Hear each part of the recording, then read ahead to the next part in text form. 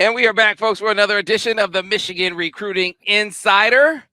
This is as we look ahead to the barbecue at the Big House. This is not a barbecue preview. This is the week before the barbecue preview, but still a lot to reflect upon as the Wolverines. There is a decision coming up, and this is the aftermath of the Philip Wright decision last week, which we knew was coming down as the Wolverines picked up the speedster out of Louisiana. We knew it was coming down as the Wolverines were able to beat out the University of Georgia. They were able to beat out LSU and able to serve a little notice.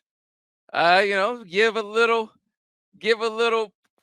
flag planting down there in the boot, and maybe served a little notice that in receiver recruiting, Michigan may to be reckoned with again. And that's going to be a little bit of a theme in the conversation we're going to have to start out today's edition of the Recruiting Insider. Joining me as he does every single week, breaking down Michigan football recruiting, is none other than Brice Marich. Brice, how are you? Solid. I know we ain't got the full team, but we got the A team. Yeah, hey, look. I just want Steve to hear that. I like doing little gigs there. He has some family in town this week, so spending some time with family. But you can check Steve out over on the MichiganInsider.com. That's where it all goes down. So if you want it 24/7, over on 24/7 Sports, the MichiganInsider.com is where it goes down. 30% off an annual subscription gets you in. That gets you in the door, and you can see from A to Z all the things that go down. You get the full barbecue visit list, all of the inner workings of some of these decisions that are on the horizon, the full breakdown of some of these decisions that are on the horizon, like the one we're about to talk about right now. He being one Mr. Derek Meadows, Las Vegas Bishop Gorman. Let's go ahead and jump right in. This was a young man, as we were talking about last week's decisions. We were talking about Philip Wright, and Derek Meadows was supposed to come down the same day, right? Both receivers, Michigan and LSU finalists for both. Didn't really feel like Michigan was going to be very relevant, though, to the Derek Meadows decision. Yes, they were a finalist. Yes, they got an official visit. But really, the one they were factoring in for was LSU. And so a lot of people were asking, let's get this out of the way. A lot of people were asking, did the Meadows recruitment affect the Wright recruitment? Not at all connected. I'm not sure. I can't remember how deeply we got into this last week. But DeCorian Moore, when they lost DeCorian Moore, I think I did get into this last week. When they lost DeCorian Moore LSU, that was like, okay, now we want to come back in on Philip Wright. Philip was like, okay, man, I'm going to go with who's been riding with me as the top recruit on their board all the way, and that was Michigan, right? So totally different kind of receiver, 5'11", 175, 10.46. Derek Meadows is your 6'5", 200-pound, long, angular, deep threat, high point, post up. He's that guy, right? So different guy, LSU all over him. Now, there had been talk, though, from the beginning of his recruitment, and Brice, I know you know this, been talk from the beginning of Derek Meadows' recruitment that Notre Dame was a team to beat. I would say of the big timers, they were probably the earliest. When you say, I think Notre Dame was probably could lay claim to that. That's kind of the vibe that I got from talking to his dad, his dad Deshaun from the city of Detroit. He went to Hillsdale. His son, big time receiver. He said they still sleeping on him. But, a lot of folks don't know how good he is. He said check the tape because he believes that his best football is ahead of him, and a lot of colleges obviously agree. At any rate, Notre Dame saw it earlier than a lot of schools, and I think that's something that has really resonated with them. A lot of other schools have come in, really pushed hard. Michigan really, in the aftermath of the coaching change, really began to surge. You could see the interest in Michigan sort of rise exponentially. They took the visit for the spring game. He was able to come on a visit.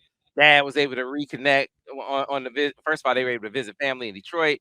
He was able to reconnect with his college roommate, Jermaine Crowell, who used to coach at Belleville, right? So it was like all kind of reunions going on, that kind of thing. And then they got a chance to get connected with Ron Bellamy up close and personal. So Michigan really started to resonate more. And then they were able to address a big hurdle. And Brice, you can kind of speak to this a little bit because it affects wide receiver recruiting and it affects quarterback recruiting.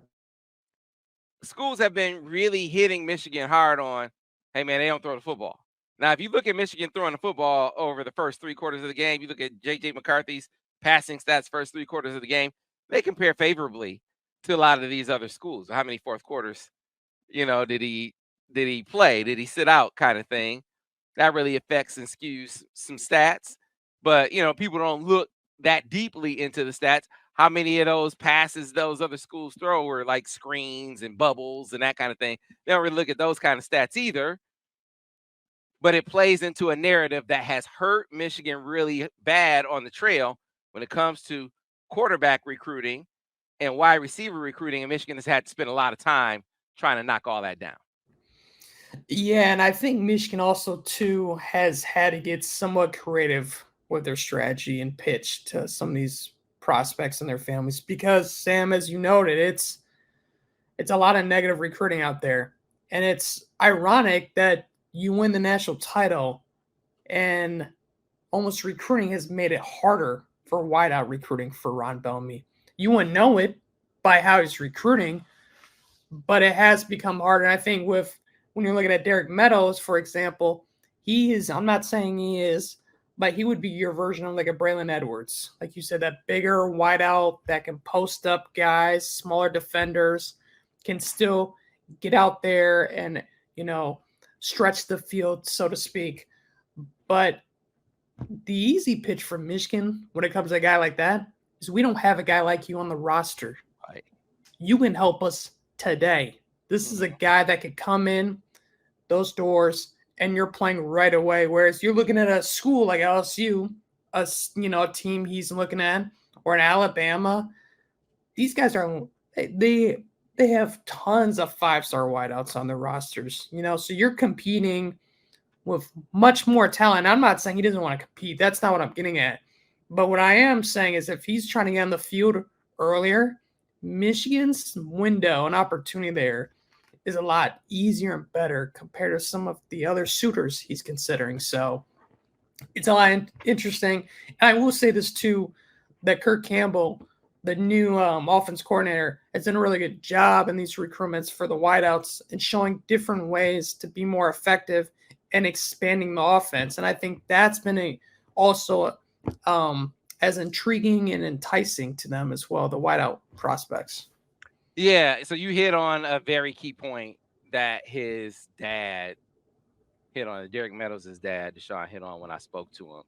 He made it a point to say, hey, when my son gets there, it'll be different. They said that. We're a product of who we have. We have a receiver like your son, 6'5", who has that track speed down the football field. There are aspects of our offense that would be opened up that we would utilize, right? That's not to say that some of what we already do isn't as people don't account for it as much as they should. Let me show you statistically what we've already done, what we already do, because it may not be clear how much we actually do throw the football, but that's beside the point. We get your son, this is what we would do moving forward. I think that was something that really resonated, that our usage of, our throw game, our passing offense is better than a lot of people think. Put a couple receivers in the NFL in this draft, and how we're going to throw the football moving forward, given who we recruit, given who we bring in the recruiting classes moving forward, might dictate we throw it even more. We get your son, we get some of these other receivers, right? Hey, we might put it up more. So I think that was something that when they came back on the official, because that was a point that they brought up on the first visit, passing offense. And then when they came back on the official, that was a major presentation. Ron Bellamy and Kirk Campbell. I mean, this was, hey, let's knock this out of the park. Let's address this issue right here right now because we know a lot of schools are hitting us on this. And I think Michigan dealt very effectively with it. But admittedly, coming out of it, it was my impression. Still, I was feeling Notre Dame.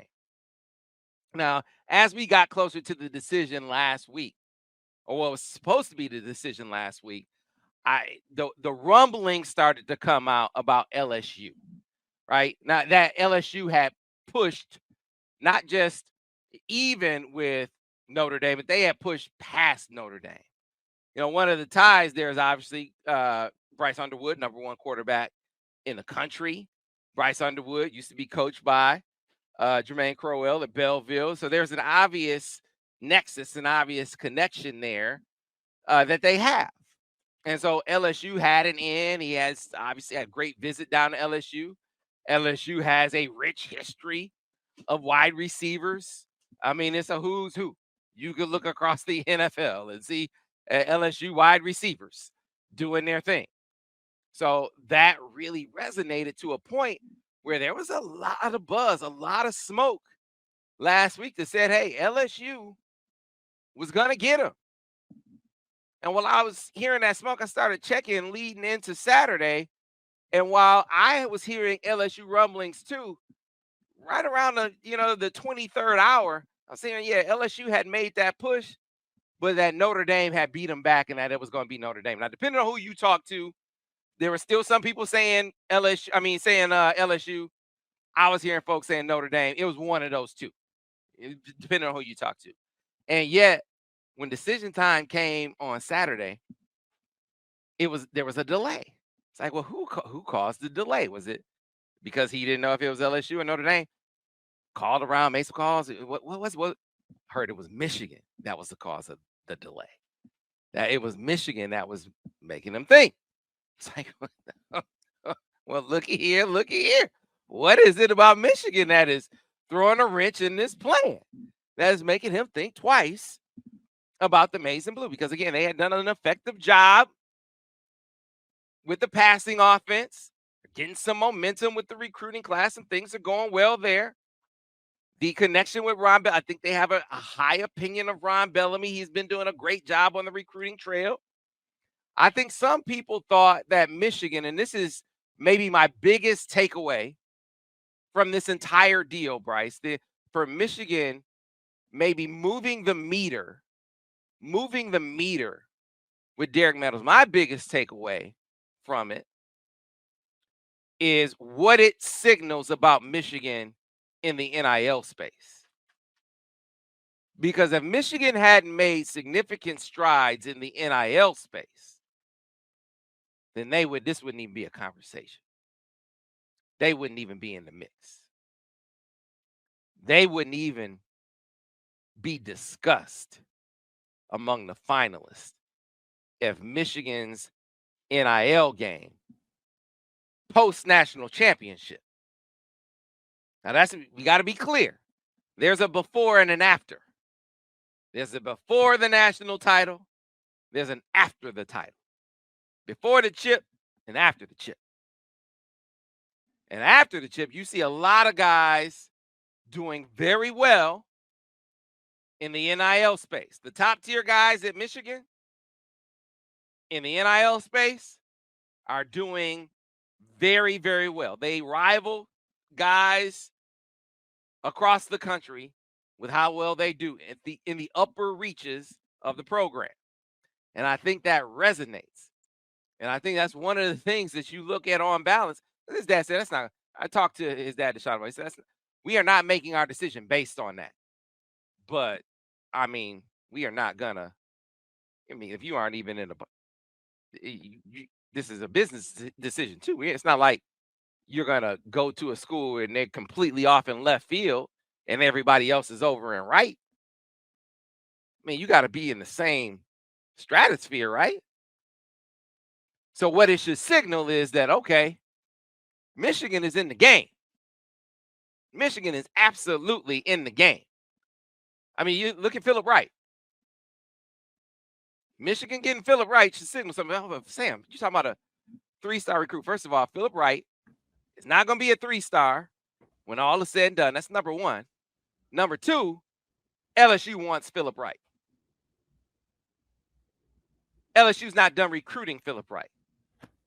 LSU tried to get Philip Wright not to commit to Michigan. They're going to keep coming. And he committed to Michigan anyway. That should signal to you something. Andrew Marsh.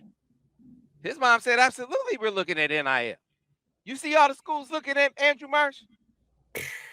Texas A&M and Oklahoma and all these schools? Michigan in there strong with Andrew Marsh. You think Michigan will be in there strong with Andrew Marsh? If the NIL wasn't on par? They weren't in the game? So to get back to Derek Meadows, again, it signals, and this is my biggest takeaway.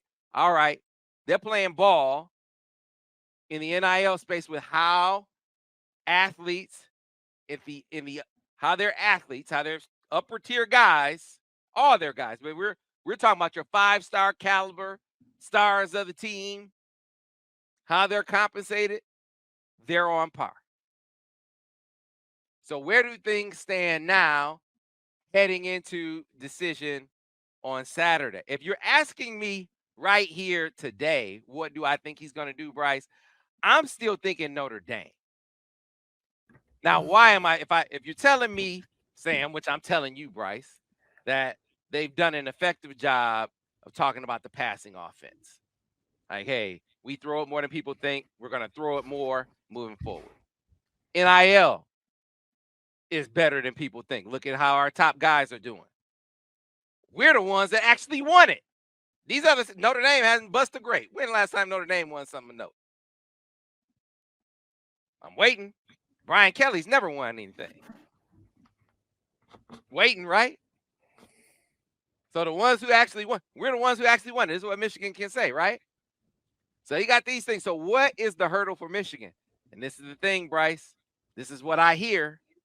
What I hear is the other schools can still say that they have quarterback recruiting.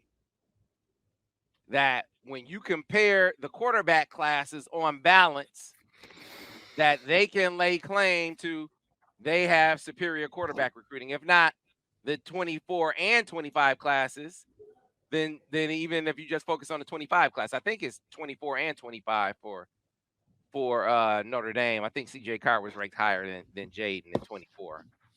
But both of them have higher rate quarterbacks in 25. And obviously, I just talked about how Bryce Underwood is the number one quarterback in the 25 class, and Deuce Knight for Notre Dame is the number 5 quarterback in the 25 class. And so this seemingly is another hurdle for Michigan. Now, what can Michigan say? Michigan can say, hey, we have a highly rated guy. Jaden Davis is a highly rated guy. Maybe not as highly rated as their guys, but he's highly rated in his own right. We have an excellent QB developer in Kirk Campbell, who we think is going to take our quarterbacks going to develop them at a championship level. And oh, by the way, we got a guy named Brady Hart coming in the 26 class that we think is going to be top 10, top 5 type guy. So you have some things, some arguments that you can make that might resonate. So those are things that could work. But if you're asking me today if they will, I would say, Brice, I would say Notre Dame, but at last check, he hadn't made his mind up yet, which means he's still thinking, which means there's still a chance that those arguments work. So we'll have to wait and see how it all breaks down. I'm with you. I'm with you on all that completely. And for me personally, too, I see Brady Hart as a 5-star caliber player. So that's another thing I think when you're looking at, quarterback recruiting. I don't know. I think that's the biggest takeaway from the Derek Meadows recruitment for me is the hesitation Michigan put in that announcement decision. It's not even about getting him. And obviously you would love a talent like him on your roster, but just to give him and his circle that pause for him to consider and be like, you know what?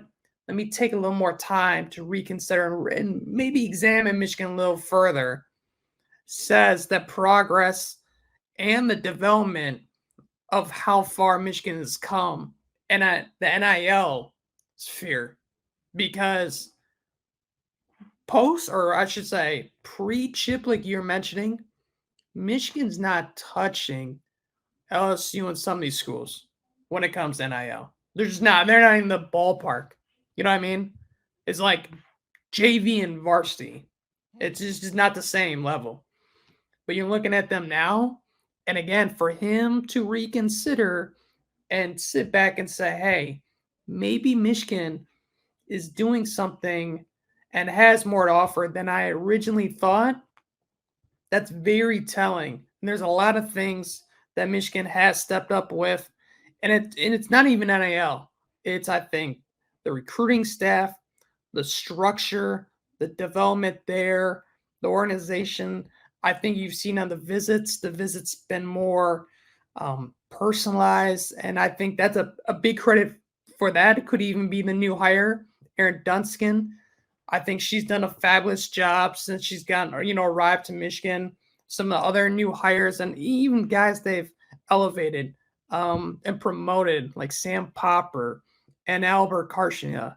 I think all these people in the staff, support staff at Michigan have been fabulous. And you're seeing the results, and I think when it comes to wide-out recruiting, especially at Michigan and what they like to do, you want to find that variety, but at the same token, you still need that top tier talent. And that's a tough sell. And I give a lot of credit to Ron Bellamy in this cycle, because out of all the guys on staff who have the hardest job recruiting, it's got to be him. And for him to pluck two guys out of Louisiana, that Sam, you might agree with me, LSU might come back around on both of them. Ironically, and this is terrible thinking, I kind of want Jacob Washington and Philip Wright to have bad senior years. Because, maybe, I don't think that's going to happen. But I'm just saying, maybe LSU might be like, they didn't look that great. Well, we're going to take a flyer on them. Overall, I think the job he's done has been tremendous. So we'll see what happens. And the crazy part about this is we're just talking about Derek Meadows. They're in on some other top wideouts too. Yeah, they are. They are. Again, we'll see on Saturday what he does. My pick right now is Notre Dame. We'll keep our ears to the ground to see if it goes anywhere.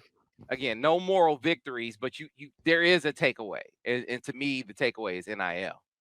NIL is better at Michigan than I think a lot of people realize. And it's one of the reasons why Michigan is more of a player in some of these recruitments than Michigan give them credit for, including this one. Maybe even including this young man who's going to be making his way up to Michigan for the first time at the barbecue. We'll be giving you a couple of names for the barbecue. We'll do the full-scale barbecue preview next week, but we'll throw a couple of names out this week, and maybe the biggest name that'll be on campus is five-star receiver, and actually ranked, I think he's ranked higher than Derek Meadows, if I'm not mistaken. But he is on 24/7. Yeah, but Jerome Myles, who is, you want to talk about speed? We talked about how fast Philip Wright is. Philip Wright is 10.46. Like, he's fast. He's track fast. He can pick him up and put him down. Jerome Myles, Brice, is even faster. That's fast. You gotta be fast. And how big is he compared to Philip Wright? He's 6'3", 220. And Philip Wright is 6', 175. So he's moving a lot more weight around too. And he's Sam, for me, I watched this film and I was instantly like, this is a dude. Like, this is a freak show. This guy is a specimen. He's got the size, ability, body control. And for me personally, you remind me watching his style and his at the position as Roma Dunze, the guy that Michigan just faced in the national title game that went overall number 9 to the Chicago Bears. I mean, this guy is a freak show. He can do it all at the wide receiver position. You can see him in these clips right here. Separate, catches. He's got great hands. You know, this is a guy that the ball, the defense knows the ball's going to him. Doesn't matter. He's still making plays. He's still scoring. Huge fan of his game. And for Michigan, this is a great opportunity to impress and maybe make a move in this recruitment. You know, he was originally committed to Ole Miss. He took a step back. He decommitted over the summer. And right now, the crystal ball is favoring Utah, where he's from, the Beehive State, for him to stay closer to home. But again, this is another opportunity where Ron Bellamy can say, we don't have a guy that can move and play like you on the roster. And if you were to come here, you have the opportunity and ability and license to play right away. And that has to be very appealing for a guy like, like what we're seeing on the clips right here. And, I know this is a point that people have brought up to me too. And I've thought about this.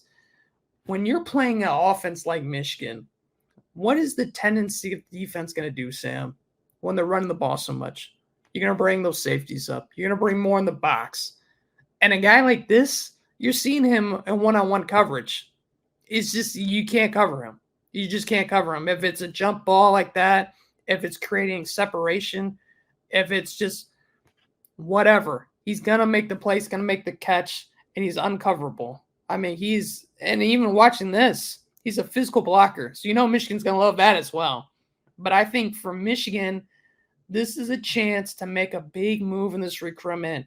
And I know a lot of people might be writing off this trip as, probably not likely. He's not a guy that could be in this class. But I think if everything goes well, Michigan could be a real contender and make some real noise. And I wouldn't sleep on him in Michigan when it comes to the recruiting process. I think the way Ron Bellamy's been recruiting as of late, this is a guy that I think they can really make a move for. So we'll see. But this is easily probably one of the top visitors coming up for the barbecue at the Big House.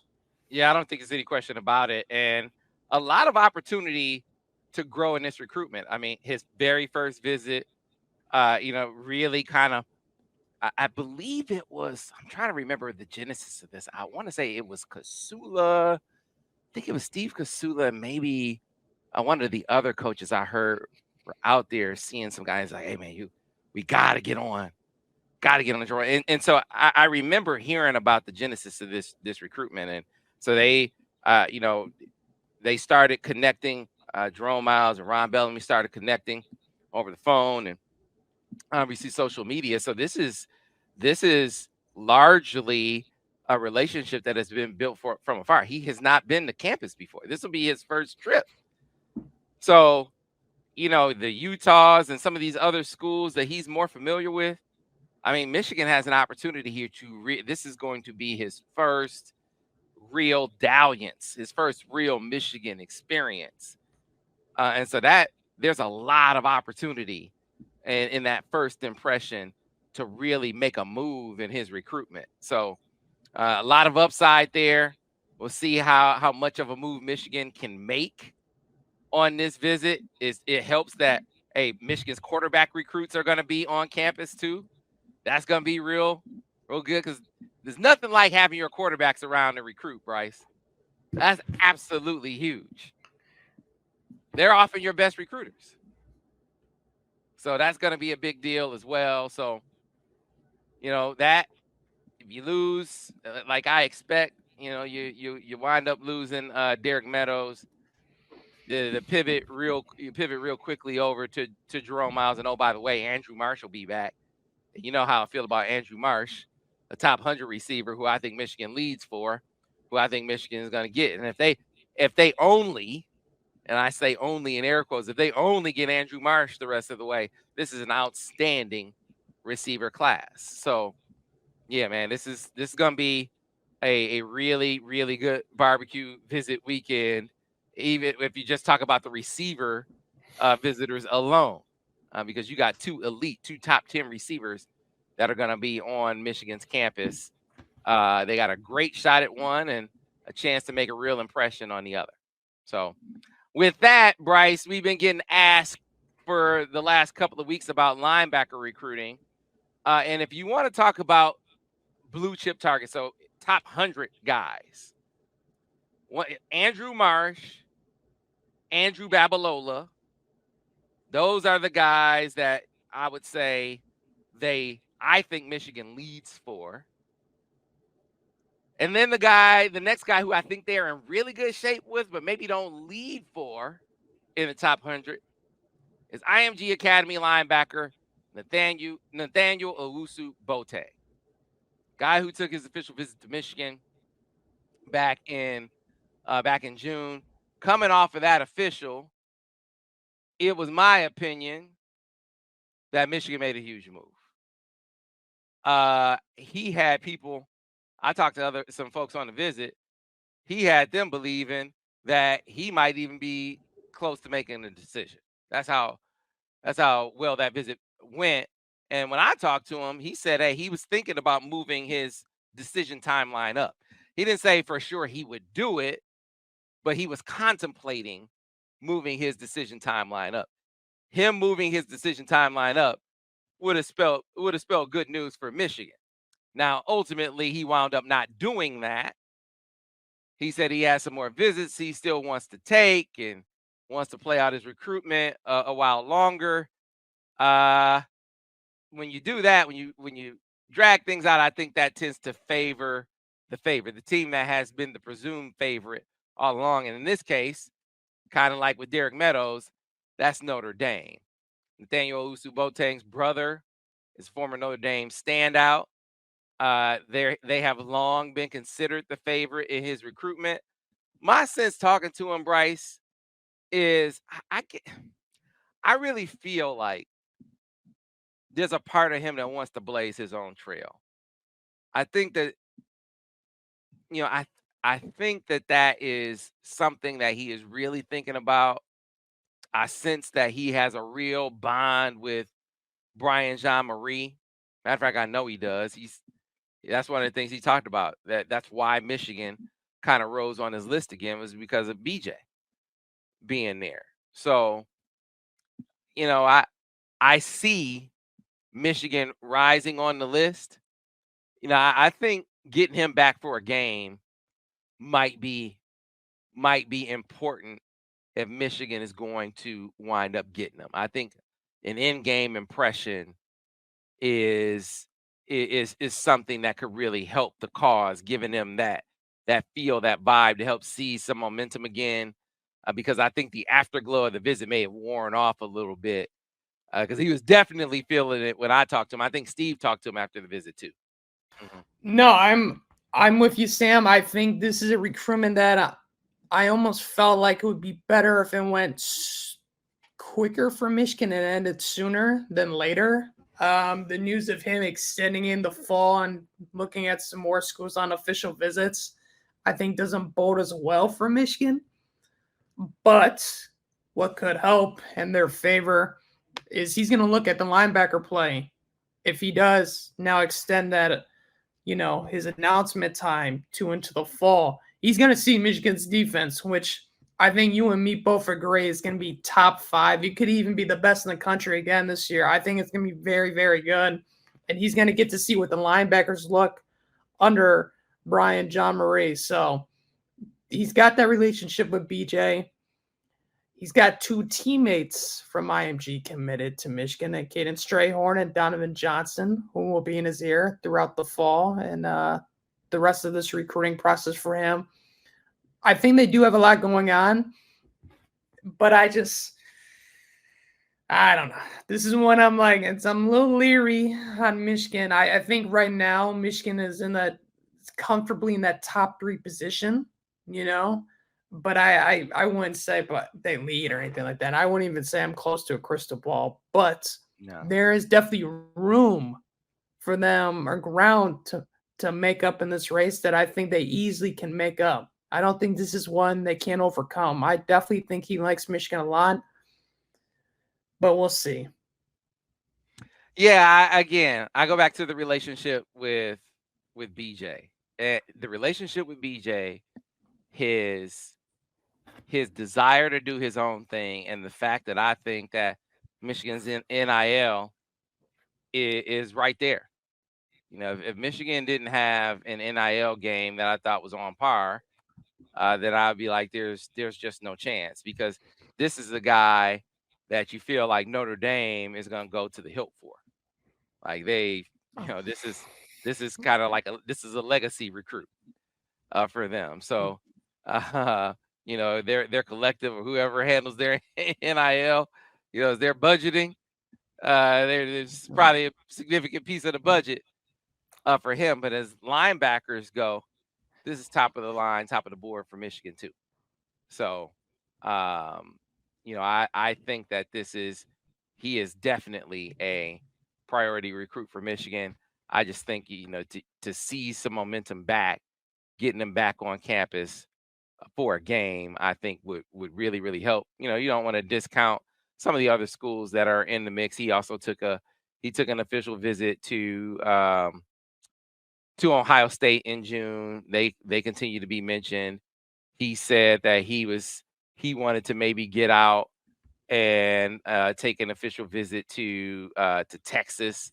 That was a school that he was thinking about maybe trying to see what they have to offer. Florida was another one that he said he was thinking about trying to get out and see. So he has some. The long and the short of it is he had some more recruiting he wants to experience. And I think if you're Michigan, you want to take advantage of that. Try to give him a Michigan game week experience and see if that can maybe help your cause and kind of maybe help you bring it home. So we'll see if that comes to fruition. In the event that it doesn't, so what does the rest of the linebacker board look like, Brice? And I think it's something that can evolve, much like the cornerback board. And we'll spend some time in the coming weeks on Michigan's cornerback recruiting. But in general, I think what you'll see Michigan do, I think senior evals. So I think they'll look at a lot of senior tape, and I think you'll see them add guys to the board. I also think you'll see them revisit some names that were on the board that may be committed to other schools. They're going to do that at the corner position, and they're going to do that at the linebacker position. One guy who I can say that unequivocally about, I feel strongly would be very much in play for Michigan, Brice, is Kamar Archie. Kamar Archie, he's another guy who has a great relationship with Brian Jean Marie. I believe we talked about Kamar Archie on the show on the Recruiting Insider before, but from the Hun School in Trenton, New Jersey, 4-star linebacker, four-star composite linebacker, but 3-star according to our rankings at 24/7 Sports of 6'1", 225. But he has, impressive offer list. It was Michigan, Clemson. He had Georgia, Florida, Miami, Notre Dame, Penn State. He had an offer list, Tennessee, Texas A&M, USC, an offer list that belies his ranking. Like, he had big time offers all over the place. Well, he wound up committing to Rutgers, right? And I remember a lot of fans were like, well, Michigan was dragging their feet. They should have pushed harder. It was right after the 4th of July. I can't remember exactly what day, but it was right after the 4th of July. It's like, man, this is what happens when you drag your feet. They should have just pushed real hard for him.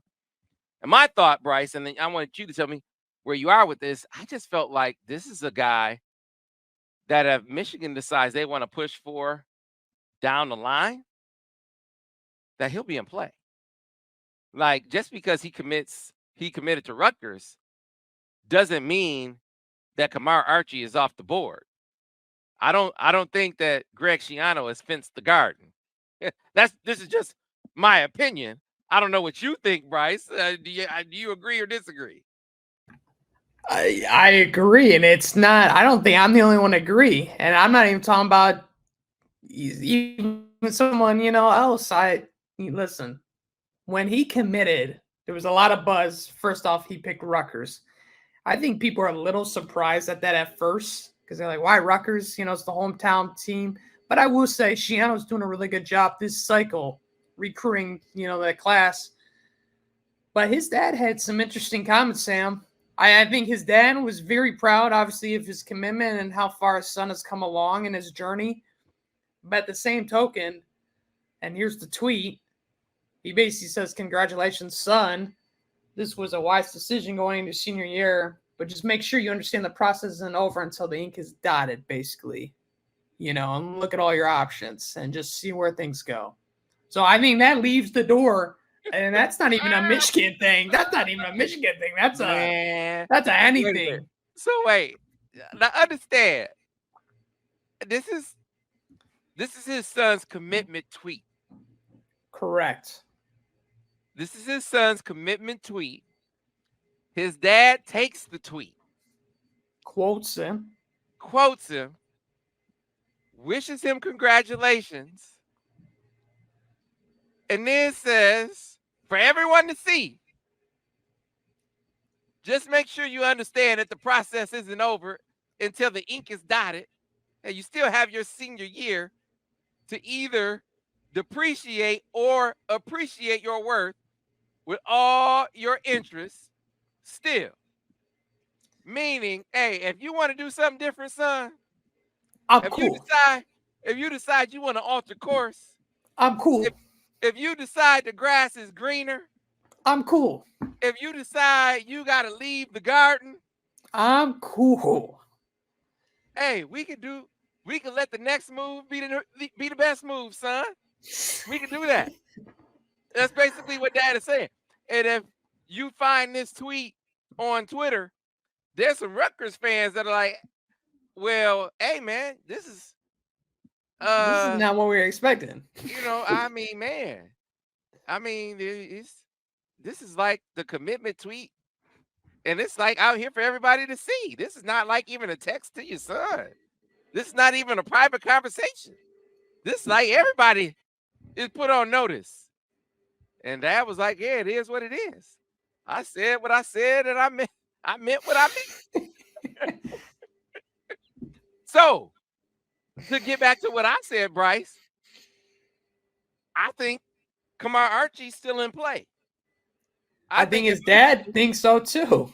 Yeah, I think if Michigan decides they want to push for Kamar Archie at some point, I think Kamar Archie would be an option.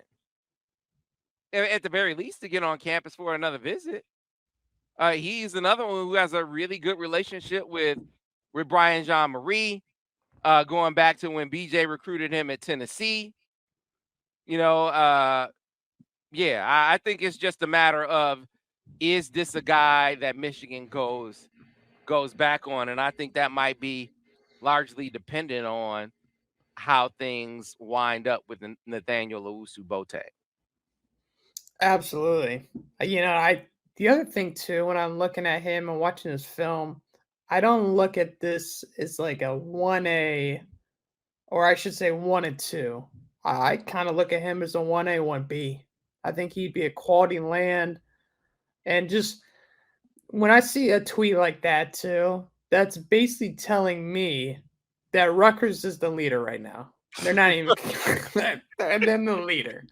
So you just got to take down Rutgers.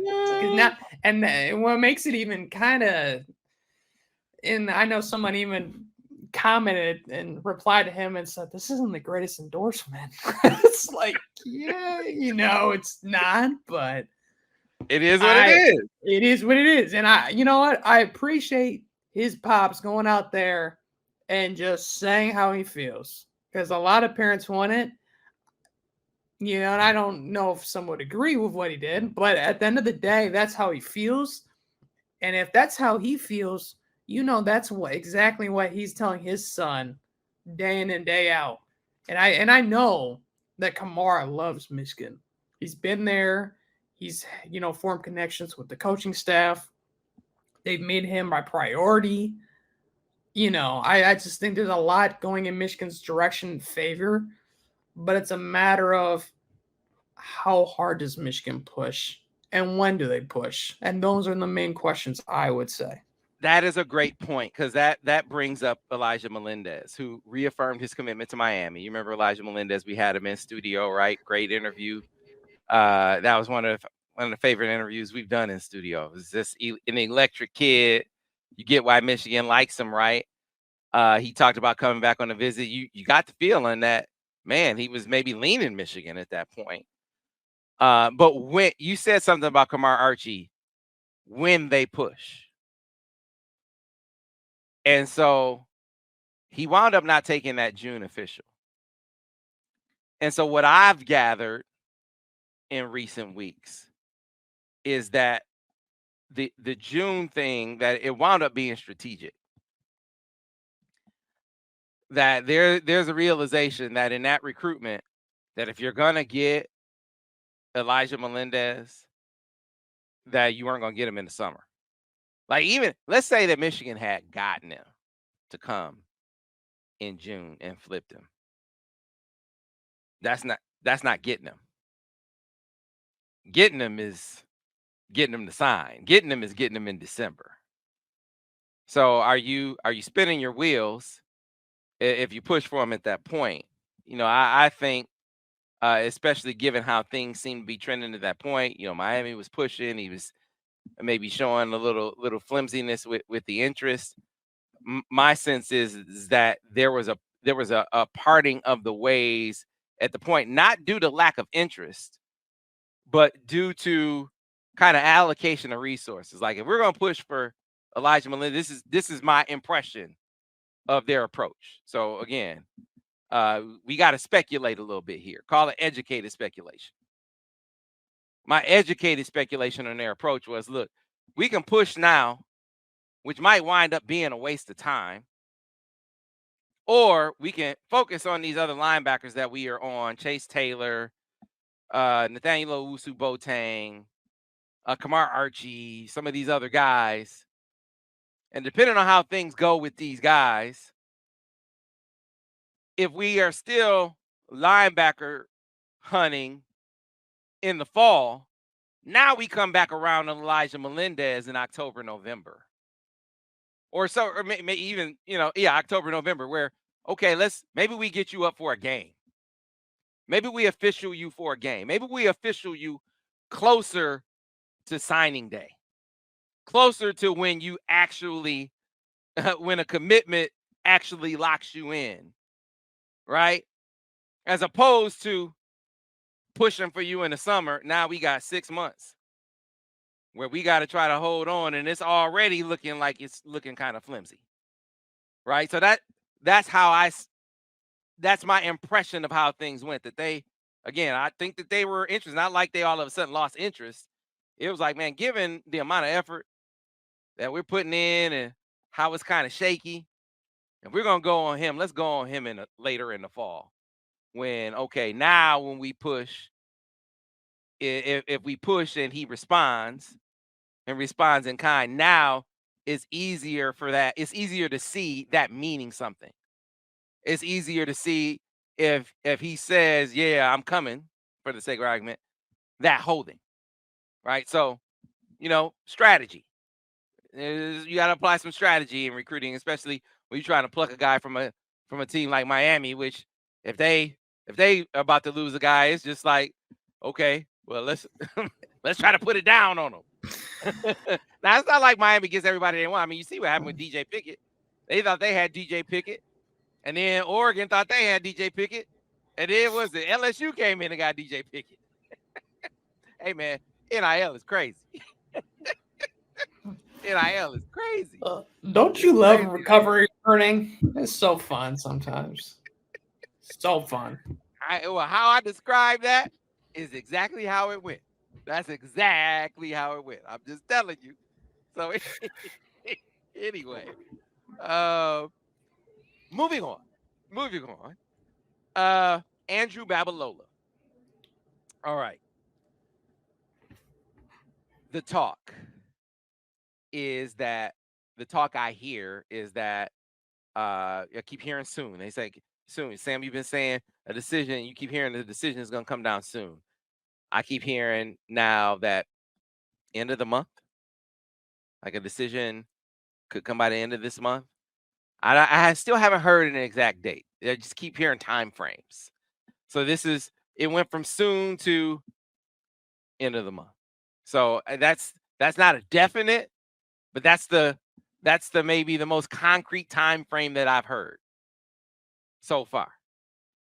And I continue to hear. Listen, I felt good before about where Michigan stood. I feel even better now. I think Michigan leads for Andrew Babalola. Okay. So why don't I put in a crystal ball? Typically, my standard for a crystal ball. So, Brice, you're getting recruited by Michigan. All right. I might have a source. I might have sources in Michigan class circles. I might have sources in your camp. I need sources on both sides of that. I need sources in Michigan's class circles and sources in your camp. Or sources that talk to people in your camp.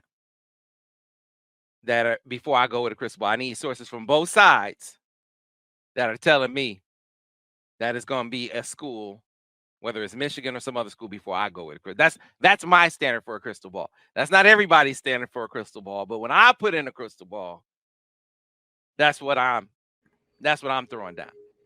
So I only have one of those right now. That's enough for me to say I think Michigan leads. I think Michigan leads for Andrew Babalola. He is a beast, Mr. Brice Marich. If Michigan gets Andrew Babalola, this is the biggest offensive line recruit victory that I can recall them winning. I since I've been following recruiting, there will not have been a bigger offensive line victory than Andrew Babalola. He is that good. I don't throw around can't miss, but barring injury,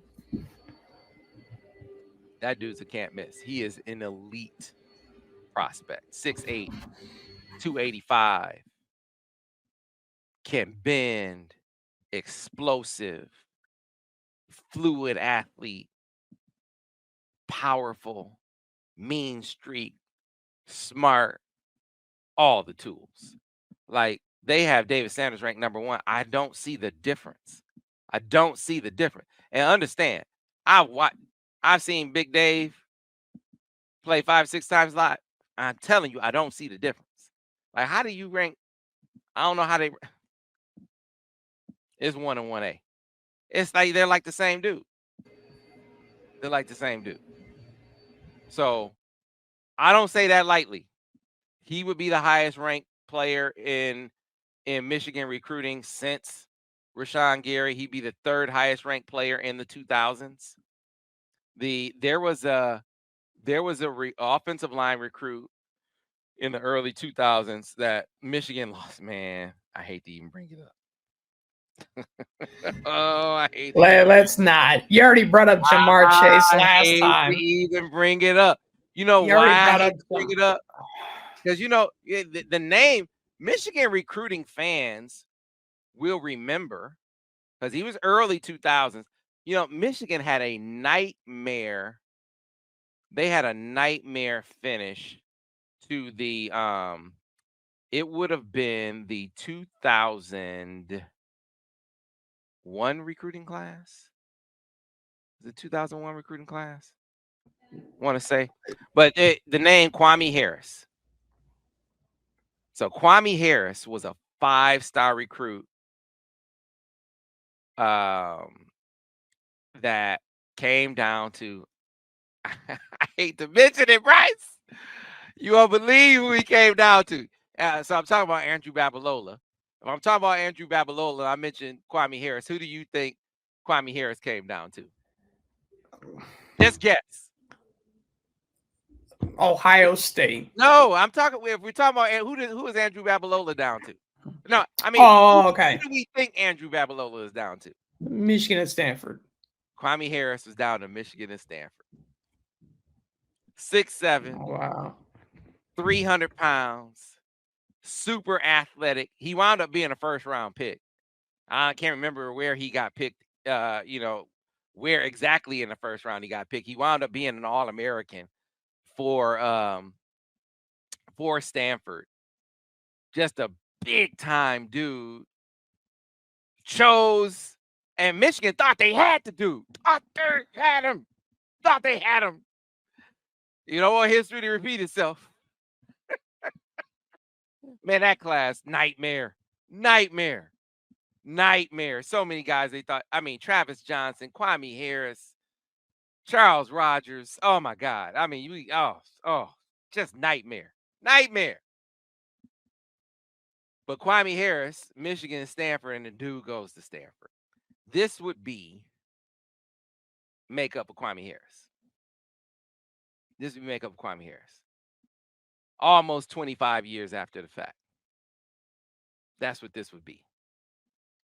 How about that, recruiting fans? I just took y'all back, didn't I? Stanford owes Michigan one. How about that name for a blast from the past? But this is the significance of that recruiting victory if they get him. Now, look, Jake Long wound up being a better player than Kwame Harris, right? But Jake Long wasn't rated as high as a recruit. Jake Long, I think, was like in the 100s, like 102, 103 or something like that. And he developed into the number one pick in the draft, right? Taylor Lewan wasn't ranked as high as Kwame Harris, but he wound up developing into a better offensive lineman and drafted higher than Kwame Harris. So it's not like Michigan didn't have better offensive linemen than Kwame Harris. But I'm just saying, as a recruit, they haven't landed an offensive lineman rated higher than this guy. Kwame Harris is the closest thing that I can think of. They came snail's hair away from getting. Maybe they get him this time. If it holds, I think they will. But I'm hearing end of the month. So we'll see. Knock on wood. Hopefully they don't get Kwame Harris. Hopefully they don't get Kwame Harris, Brice.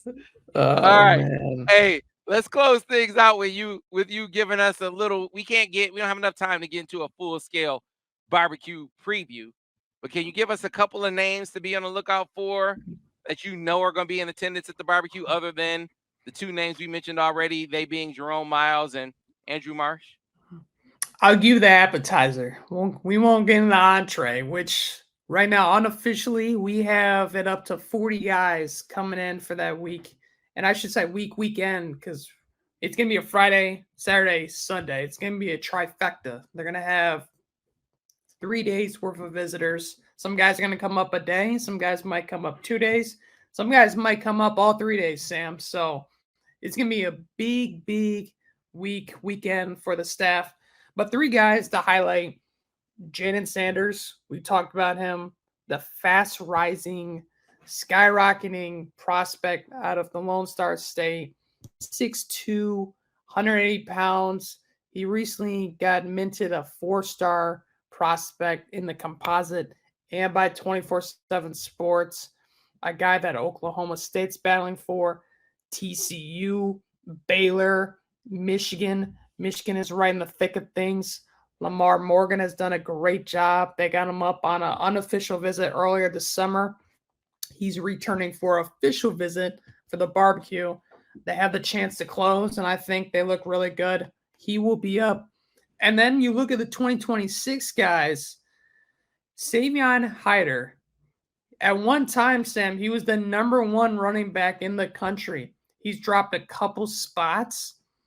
But again, he's a guy that fans should be very well aware of and know. This is a guy that Tony Alford, the running backs coach, who recently came from Ohio State to Michigan this offseason, was putting the full court press on. This is a guy that he's established a relationship with, and it's carry over since he's arrived in Ann Arbor. I know Savion and his family and other people in his circle are very, very high on Tony Alford. And I even talked to someone who told me that Tony Alford has basically made Michigan one of the top contenders, just his presence alone. So he will be up there. That's a big time recruitment that Michigan fans should keep an eye on. And lastly, he's not the only running back coming up that weekend. Javian Osborne, a top 100 running back from the state of Texas. He's in the 2026 class. He's got the who's of offers from coast to coast. And he will be up there as well. This is going to be his first trip. He's coming up with his pops. He told me he's extremely excited to see the campus, kind of get a feel of what Michigan has to offer. And a guy that, again, Tony Alford has really done a good job of laying down that foundation and kind of setting the cement in as well. Whereas Michigan right now can build up that house and hopefully get them up for another trip in the fall. I think that would be the goal coming out of this barbecue visit. So those three guys, that's just a little appetizer. But, I mean, they have dozens of 4-star prospects coming up with a 5-star Jerome Myles. So can't even talk. I'm so happy. Well, I tell you what, we'll give you the full scale preview next week. So be on the lookout for that. Until then, you can always keep track of the latest and the greatest in football and basketball recruiting. By the way, been some update after update on Michigan basketball recruiting. A lot of offers been going out as the with the live period, as the Michigan Cup, all the coaches were down in South Carolina, Peach Jam, Adidas 3 SSB championship. You had New Balance, Under Armour, all the circuits were going on, and so several offers went out. So new targets emerging. Top targets we already knew about, like Trey McKinney, who'll be taking his visit coming up in September. So will Braylon Mullins. I mean, if your name Braylon, you gotta like Michigan, right? Braylon Mullins is all the way up. You talk about a dude who's shot up in the rankings. Braylon Mullins, when we first heard his name, was ranked in like the 90s. He's the number 23 player in the country now. Shooting guard out of Greenfield, Indiana. Trey McKinney's the number 16 player in the country. There is a shooting guard out of Lake Oswego, Oregon, who just transferred to Prolific Prep, named Winters Grady. He's ranked in the 80s. What a name. Dude is a ball player. I think he's gonna move up into the top 50. There's a dude named Matthew Abel, who's ranked outside the top 50. I think who picked up a Michigan offer. I think he's gonna move up. There's a dude named Isaiah Dennis. I think he's gonna move up. Michigan really moving hard on the combo / shooting guards in the top 100. Several of them, I think, gonna be in the top 50 before all is said and done. I'd be shocked if Michigan didn't come away with at least one of them, because it's like they've carpet bombed the area. They pressed so many of them, and a lot of them have set up visits. So if you haven't been keeping track of Michigan basketball recruiting, if you just go back over the course of the last week, there are like 11 updates just on basketball recruiting. That'll catch you up over on the MichiganInsider.com. So if you haven't subscribed, go do so now. Leave the link in the description, the link in the comments. Get into an annual subscription for 30% off, or just try us out for just 1 month. Promise you'll be hooked. That's how we get it done over the MichiganInsider.com. Until then, thanks for watching another edition of the Michigan Recruiting Insider.